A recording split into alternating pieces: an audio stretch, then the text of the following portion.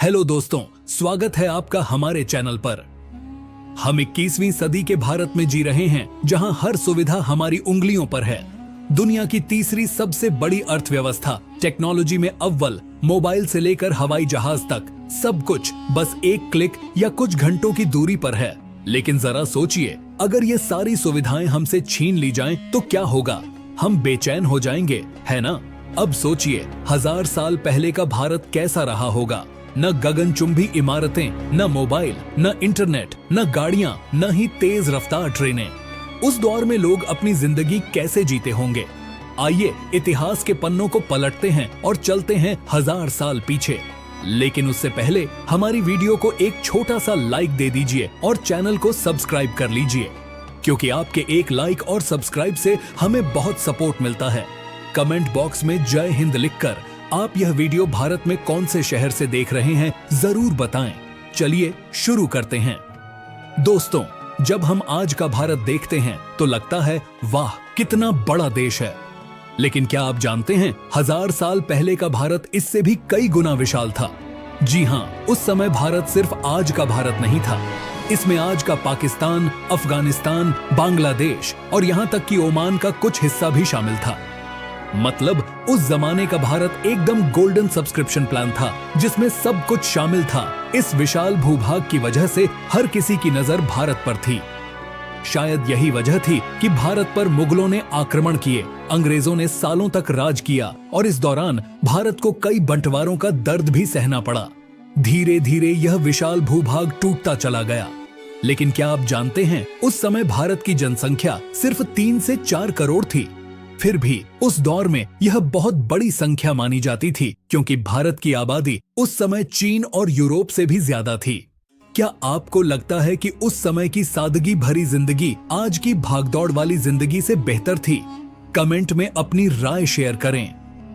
1000 साल पहले का भारत आज जैसा हाईटेक नहीं था। उस समय लोगों का रहन सहन बहुत सादा था।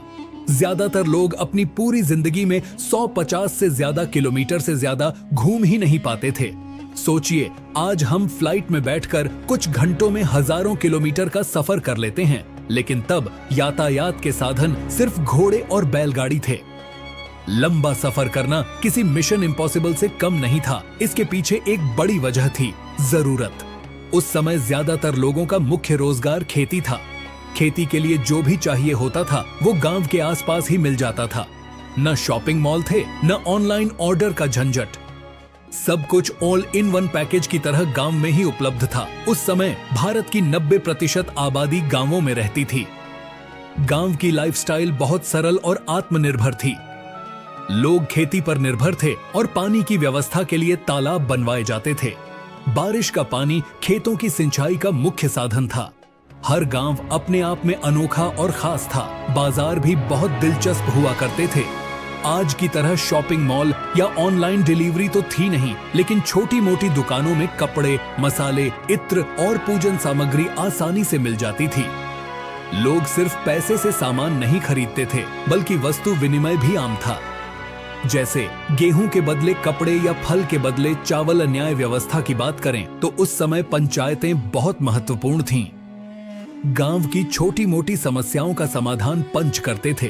पंच वो लोग होते थे जिनका गांव में सम्मान और रुतबा होता था। ज्यादातर समस्याएं राजा तक पहुंचती ही नहीं थीं, क्योंकि पंचायतें गांव को न्यायपूर्ण बनाए रखती थीं। उस समय शिक्षा का केंद्र थे गुरुकुल। न सिर्फ भारत बल्कि विदेशों से भी छात्र भारत के गुरुकुलों में पढ़ने आते थे।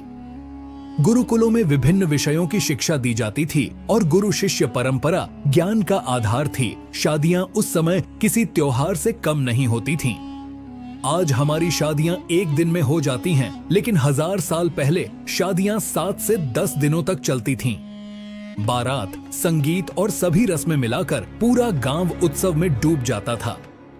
शादी सिर्फ 2 लोगों का मिलन नहीं, बल्कि पूरे गांव का उत्सव होता था। उस समय का जीवन शुद्ध और शांतिपूर्ण था। न कारखाने थे, न फैक्ट्रियां और न ही एयर पोल्यूशन की समस्या। लोग एक दूसरे के साथ मिलकर खुश रहते थे। लेकिन उस समय की सबसे बड़ी चुनौती थी एकजुटता की कमी। भारत छोटे छोटे राज्यों में बंटा हुआ था।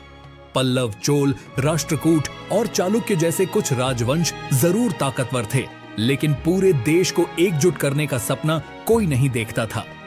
यही हमारी सबसे बड़ी कमजोरी थी, जिसका फायदा मुगलों ने उठाया। 11वीं सदी में मोहम्मद गोरी ने पृथ्वीराज चौहान को हराकर उत्तर भारत पर कब्जा कर लिया।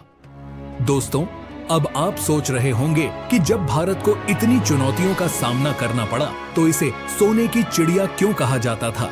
जवाब है भारत की आर्थिक समृद्धि। 1000 साल पहले भारत दुनिया के सबसे अमीर देशों में से एक था। उपजाऊ जमीन, मजबूत बिजनेस नेटवर्क और सांस्कृतिक धरोहर ने भारत को ग्लोबल मार्केट का सुपरस्टार बना दिया था।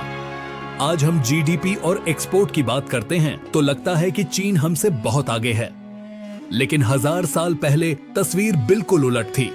उस समय पूरी दुनिया के कुल एक्सपोर्ट का 30% हिस्सा अकेले भारत का था।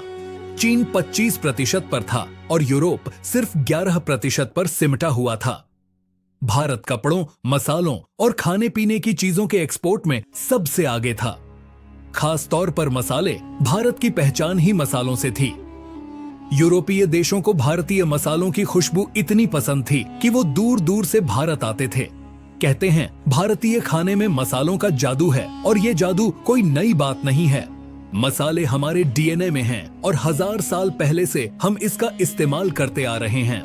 दोस्तों, 1000 साल पहले का भारत वाकई एक अलग ही दौर था। उस समय ढेर सारी चुनौतियां थीं, लेकिन सादगी, आत्मनिर्भरता और लोगों की दरियादिली इसे खास बनाती थी।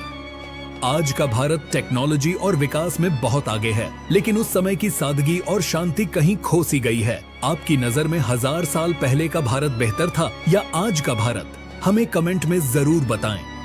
अगर आपको ये वीडियो पसंद आई तो लाइक करें, शेयर करें और चैनल को सब्सक्राइब करना न भूलें। हमारी अगली वीडियो में फिर मिलते हैं एक नई कहानी के साथ। तब तक के लिए नमस्ते।